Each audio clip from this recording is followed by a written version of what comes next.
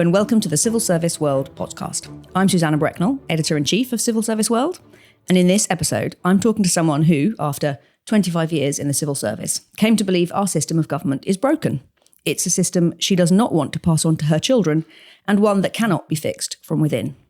So, she left the civil service last year and launched the National Strategy Project. Catherine Day, thank you for joining us on the Civil Service World podcast. It's great to be here. Thank you for having me. Now, we'll come to the National Strategy Project, obviously, in a moment, and also to your time in the civil service. But I want to start by taking us right back to your degree, because it's not your usual PPE. It's something I'm not sure many people will have heard of. Biological anthropology. What is it, and how has it shaped the way you think about things? So this has been quite an important way into the project for me. Biological anthropology is the study of what it means to be human. So the physical side of that, but also how we live together in groups and how important that is, because we're social animals. And then also, critically from a government perspective, how we as humans interact with our environment. And so it taught me to look at the world through a lens of, okay, well, how well organised really are we as humans to survive and thrive? And I don't see us doing brilliantly well, either at a species level or at a national level, actually. And I never expected this weird and wonderful subject that I'd never heard of before either to be so useful through 25 years in government. But actually, this is what it encapsulates exactly what government's about. It's about how we organise ourselves collectively as this national group of people to survive and thrive in the world we're in today. So we'll come on to think about the reasons that you say we're not surviving, or we're not organised to survive and thrive, and the frustrations that you had with the system. But I want to start with the sort of positive side of your time in the civil service, because you're obviously someone who believes deeply in kind of public service and public good. When you look back on those years in the civil service, can you tell us when you were kind of most inspired, most engaged? I loved the whole of my civil service career. I felt inspired and engaged all the way through. The work of government is the work of how we make our country work, how we make it improve opportunities for people, improve lives for people, how we organise to survive and thrive in the world today. So frustrations is putting it a little bit strongly. I felt inspired throughout. What I was disappointed by, really, is this strange culture that we've got in this country.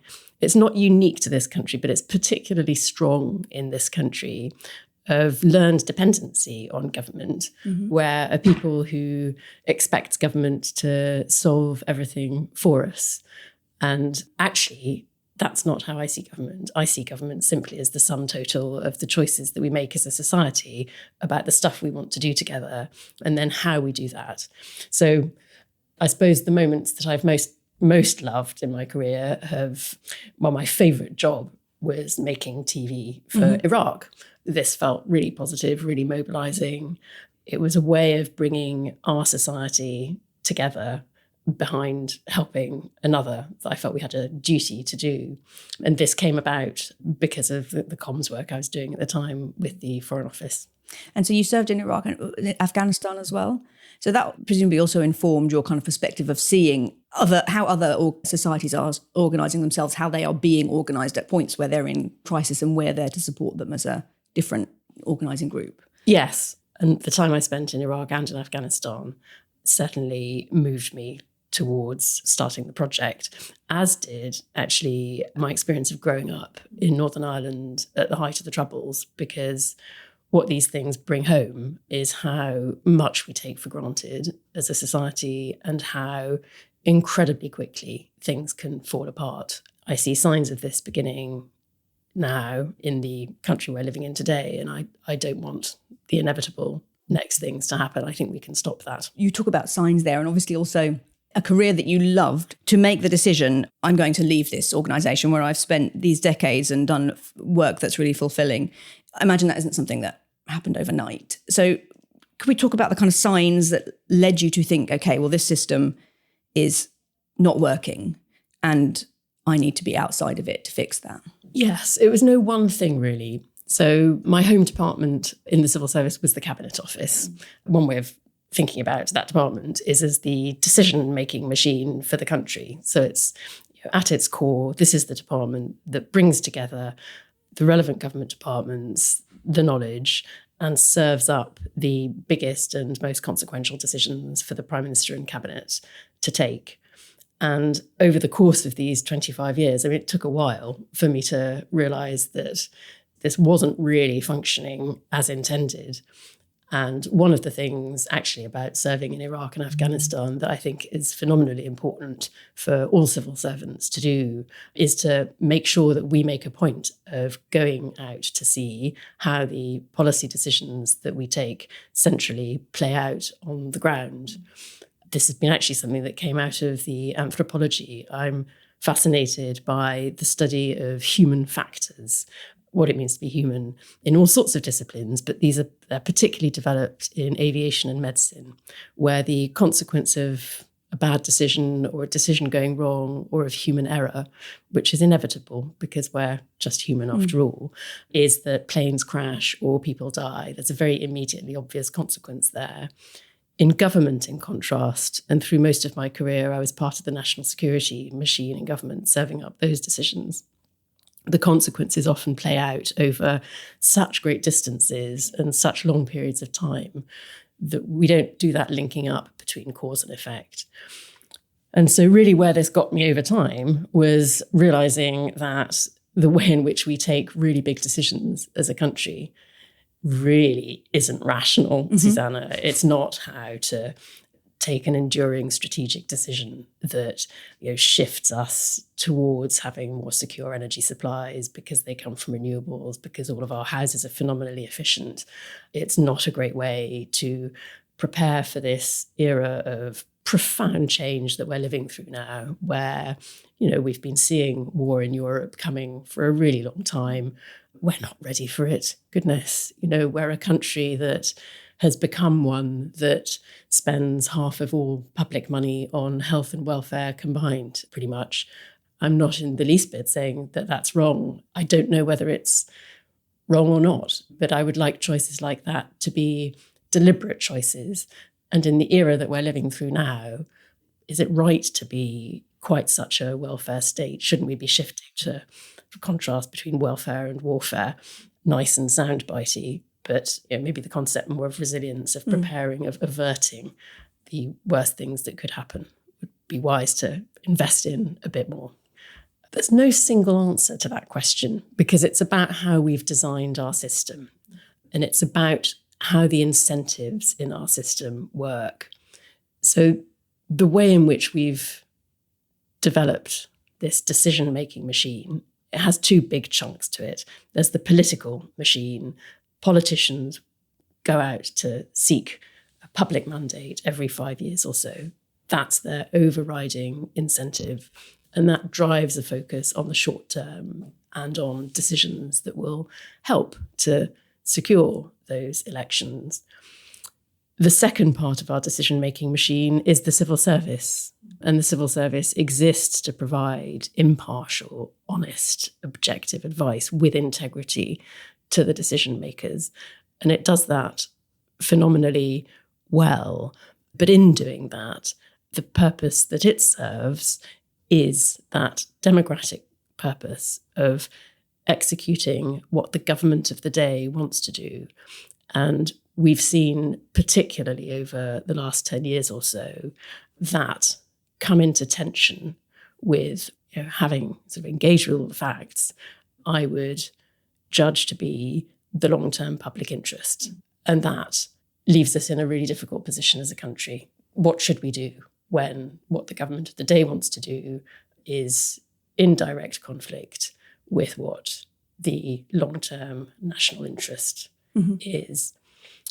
And this led me to realise that we've got a gap in our current institutions. There is no part of our institutions right now that's responsible for national strategy, for the long-term public good, and holds that long-term through political cycles, holds people to account for it, really mobilises that whole of society activity that we need if we want to be a country that's safe, that's healthy, that's reasonably wealthy, that can, sustain the quality of life we would all love to have.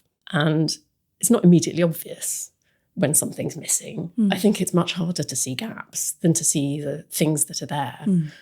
And this has been my experience with building the project so far as well.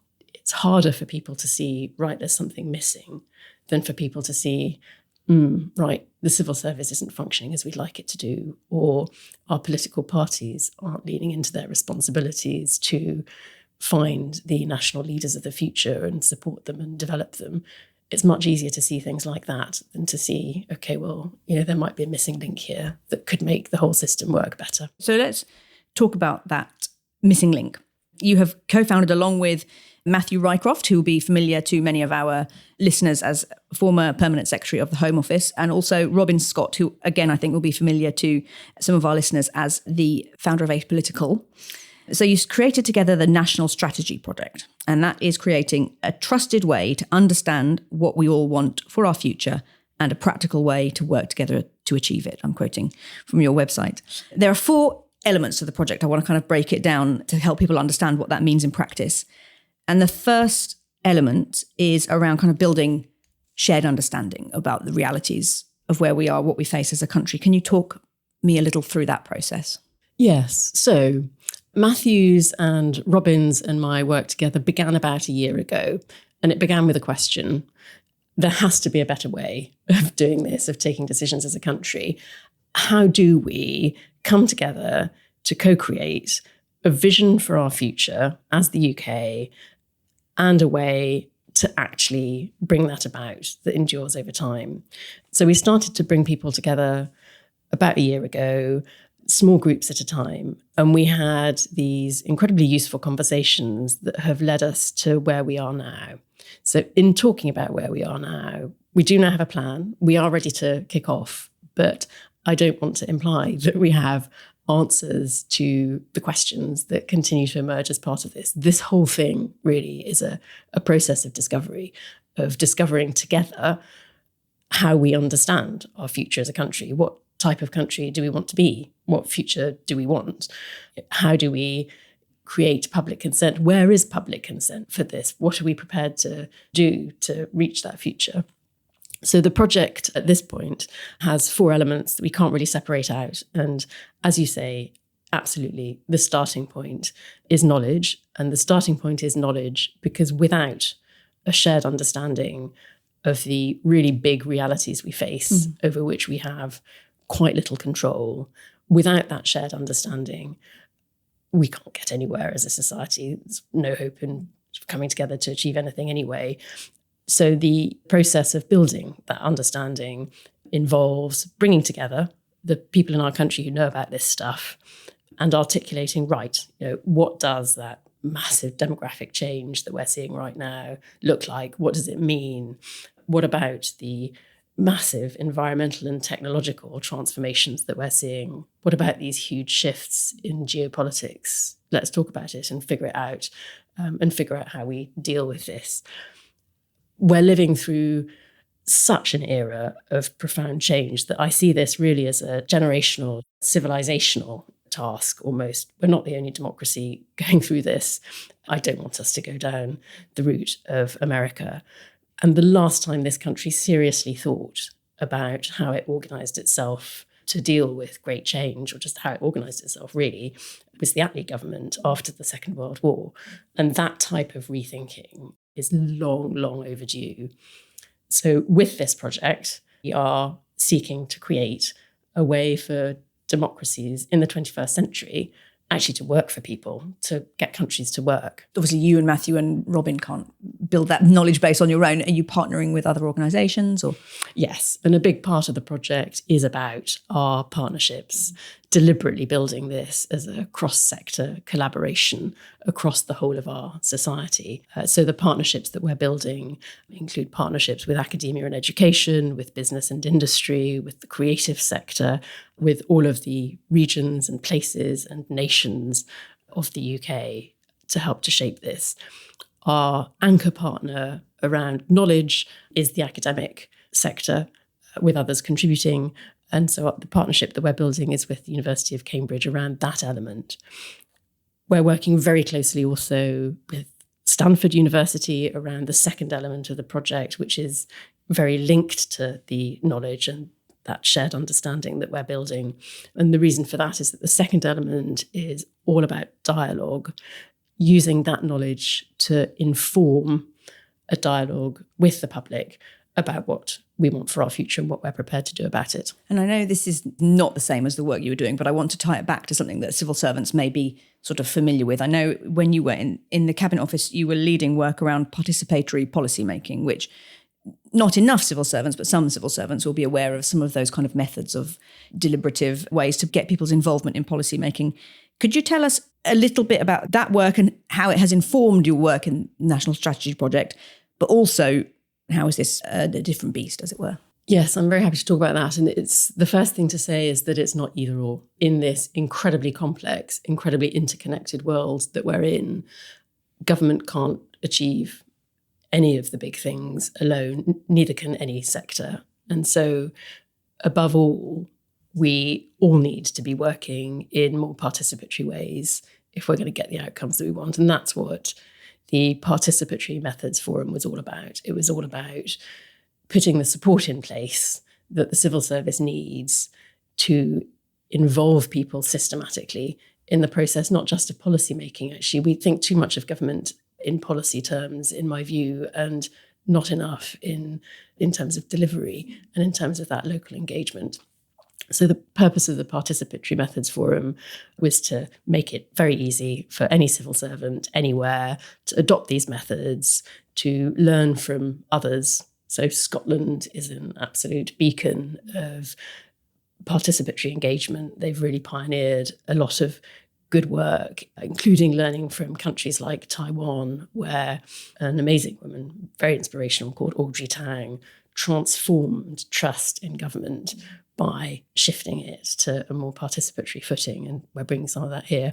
We see a lot of really good work, great civic energy at local level. And this has informed the project in all sorts of different ways. It has enabled us to have really good links from the start with the deliberative community in this country and the cutting edge work that many people are doing around the country on deliberative engagement. And that word deliberation is really important because this dialogue element of the project is all about having an informed conversation, not just an open one, although also an open one. And deliberation is the way in which we've chosen to do this. And we've partnered with Stanford because a professor there called Jim Fishkin, whose last book was Can Deliberation Cure the Ills of Democracy? Short answer is yes, but only if done as part of a wider system, hence our approach, has been doing this for decades all over the world and has shown that structured deliberation, where you give people facts about the realities that they're about to discuss, create space for them to talk in small groups, diverse groups with people who aren't like them, that are independently facilitated, and they can consult experts as part of this as well. So to create that space and that trust and then bring it to informed conclusions can have an extraordinary effect. It can be an extraordinarily good way of solving complex problems. But more than that, the act of deliberation has an effect on the people who take part. It has been shown to have a depolarizing effect, no matter where you start, to have a cohesive effect. It builds respect among people, understanding among different people. And it can help to turn people into better citizens. It can help to get them more actively involved in their communities too. So obviously those are all aims we would all get behind and agree are things that we want as a society. But I think a deliberative discussion still feels quite kind of theoretical for many people. So can you give us a kind of practical overview of what are some of the things that you plan to do or hope to do as part of this big national conversation? So the purpose of the project is to create national strategy with people, not impose it on them, not do it for them. So the dialogue that we're building is in 3 parts. The first part is called the UK in One Room. We're partnering with YouGov to put together a representative panel of the UK population. And we'll ask them to deliberate the question, what do you think matters most for the UK's future? Now that you have this information, now that you're able to speak together, what matters most. The second stage of the dialogue is really exciting. It will be the world's first mass online deliberation about a country's future. Anyone can then sign up to deliberate specific responses, what we're prepared to do, basically, about the things that we care about most. This process should help to surface the really big ideas that we need to get behind as a society, and it should help us to navigate really complex stuff. We've seen this work in other parts of our country, other parts of the world. The citizens' assemblies in Ireland, for example, are well known for having helped to navigate really complex social issues. The third part of the dialogue, though, recognises that with the best will in the world, not everybody is going to want to sign up online for a 2-hour conversation. And for the project to work, it's incredibly important that we enable the whole country to get involved. So this is about two things. It's about the partnerships that will help us to reach every place, every community, the disengaged and the alienated, as much as the people who are ready to get involved. Every school, every homeless shelter, every prison. The second part of this part of the dialogue is about a big national campaign. Let's become a country that takes thinking about our future as seriously, in fun British ways, as we take remembering our past. So this is about a big national campaign, the equivalent for our future of Remembrance Sunday with a poppy appeal, remembering our past. The concept for this right now, and we're working it up at the moment, is around one wish for our future. And let's create really simple ways for people to get involved. And we're thinking about walk the talk, for example. Go for a walk, have a conversation, figure out what you think matters, and then feedback. And in this way, get people engaging their minds, talking to other people, experiencing a small part of that power of deliberation. So those are different ways to get as many people involved as possible, having this conversation and kind of understanding, well, what matters to us as a country and what are the issues that people care about. And more than that too, because this isn't just about building civic infrastructure and filling that gap in our system. It's as much about culture change and mindset change as anything else. So it's as much about building that sense of national community, which I often think of being a bit of a missing layer, really. When we talk about community in this country, the thing that tends to come to mind is the local community. If we have a reasonable amount of education, then maybe we've heard of the international community. But the national community is something that we have allowed to fragment. We've had a lot of immigration, we've had a lot of devolution, and we haven't invested an equal and opposite amount in integrating people and in building that sense of national community that holds us together. The other important part of it is this mindset shift. So within people individually. And this is where the act of deliberation is important, because I don't believe that we can become a strategic country without first being a strategic society. And this is one of the immediately noticeable things. If you travel around, if you go to places like South Korea, Vietnam, Japan, there's a completely different feel to them. Some of the Scandinavian countries have this as well. People are in it together. There's a sense in big private companies that there is a shared responsibility there for the country's future, which I just don't see in this country. So in terms of what next, this big national conversation, this kind of building of a different mindset and a kind of shared understanding. And the next step in the project would be this, again, I'm quoting from the website, a clear, shared, achievable vision for the UK's long-term future, which is the strategy. When are you hoping to have that ready? What's your kind of plan for that part of the project? That first stage, the knowledge stage, is all about building shared understanding. The second stage is all about building informed public judgment and understanding where public consent lies on the stuff that matters most. This third stage, strategy, is all about bringing it together and articulating it in a way that we can all understand and we can all see, right, this is the vision that we share for our future. These are the goals that we share, and these are the principles and values that we want to guide us to achieving those goals. What we should also get is a sense through that public consent, public judgment, of the viable options for reaching those goals. So our plan is to do a first cycle of this process, concluding at least a year ahead of the next general election. If our politics complies, we might need to keep an eye on timings there, given our singular lack of political stability right now. So we're working on a timeframe to synthesise all of these outputs from the knowledge, from the dialogue, by the middle of 2028. And the intent here is that political parties should then have the opportunity to respond in manifestos to their answers to the trade-offs that will surface. So you could imagine completely different responses from different political perspectives. Also, by then, our theory is that we should have a more informed electorate. I mean, this is all subject to getting as many people as possible involved, especially in the deliberation, so that people should be able to make more informed choices from a more sort of reality-based set of options. I don't think it'll be perfect first time round, but what I do hope we'll do is build a muscle around this strategy cycle that we can use again and again. And you could envisage it's then being used in the sort of off cycle as part of the election cycle, in between general elections, for example. And then that ties nicely to this final element, I guess, of the project, which harks back to your point at the beginning that what you saw was a gap in capability. And so what you're wanting to build is a long-term capability for this country. And so you describe the final element as building a public delivery body to help us stick to our shared goals. So what does that look like in practice? So the final element is all about action. And it's probably the first element as well. Last is probably not the right place to put it. So thank you for that. This is all about recognising that a dialogue is all very well, a knowledge base is all very well, but so what if nothing happens off the back of it?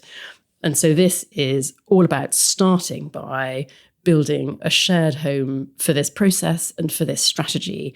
We're calling it the Institute for Our Nation, which shortens to IN, which I quite like from a point of view of asking people, are you in? This is just a starting point, really. And there's a big design job to be done on it, because it's so important that this whole thing remains apolitical, demonstrably with people and for people, so demonstrably publicly owned and enduring, so that it can't just be deleted by an incoming government looking to cut costs in a government department or some such. But it needs to work with government, and it needs government to be enabling and supportive, and across sectors similarly. We're learning all the time as we build this. Yeah. And I don't think that it will be the only thing that we will build either. I would like to think that as a result of its existence, in 10 years' time, we will be able to achieve things that have been politically impossible so far. You know, sustainable funding for our health service, cheap and secure access to energy, lowering the cost of living and all that sort of thing. I don't think that a lot of this will happen overnight. I'd like to see other effects as well. You know, the rebuilding of that habit of public discourse will, I hope, help to bring through a whole new generation of genuinely national leaders who are equipped, who understand what needs to be done, and are able to do it because they've got the public consent, they've got the public support, they've got the networks that we've helped to build. So you just said it provides a home for national strategy. And again, just because I think, you know, it helps people to talk in terms of what they're familiar with, recognizing that you're saying this is a starting point and it will grow and you're learning. What kind of models is it closest to, or where do you see it? Do you see it fitting to kind of like a think tank kind of model, or a body that's reporting to Parliament? Or so the closest thing that exists might be something like the strategy equivalent of the Office of Budget Responsibility. But actually, I think that we need a different sort of civic institution for a new era. I think that we need to rethink our whole institutional setup and institutional organisation. So I think it needs to be more than that. It needs to be a bridge across sectors, a hub, part of a network of networks. It needs to be a catalyst and a source of understanding, a bringer together of people, of ideas, of resources, a powerful way of aligning, you know, all of our capital, all of our resources, all of our best ideas around the things that are most important for our shared future. And there are lots of possibilities. One of the things that I hope that it might help to achieve is a way for it to be really clear how our own pension funds can invest in our own country and get a return that way, build a virtual cycle. But that's just one example. So to come back to the ways you're working with government and our audience of civil servants, obviously, I imagine you're hoping they will get involved with the national conversation side of things. Are there any other ways that you're working with government to progress this project? We have wonderful volunteers from across government who are part of our missions. So we're constructing this whole thing around missions. We have project missions, we have enabling missions, and we're beginning to build out domain missions to help us create the knowledge base and the strategy off the back of that and the action off the back of that.